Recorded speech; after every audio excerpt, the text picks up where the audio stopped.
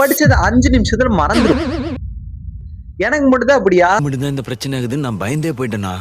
உங்களுக்கும் இந்த பிரச்சனை இருக்குன்னு தெரிஞ்ச அப்புறம் எனக்கு நிம்மதியாகுது. சோ உங்களுக்கு அப்படி இருந்துச்சுன்னா மறக்காம கமெண்ட் பண்ணிட்டு போங்க. ரீசெண்டா இந்த புக் படிச்சுட்டு இருக்கும் இதுக்கான ஆன்சர் தெரிஞ்சு அது என்னன்னு சொல்றதுக்கு முன்னாடி இப்பதான் புதுசா மீட் பண்றோம்னா welcome to channel. I am Chandru. இந்த மாதிரி நிறைய செல்ஃப் இம்ப்ரூவ்மெண்ட் கடை நானே உங்ககிட்ட வந்து தரேன்.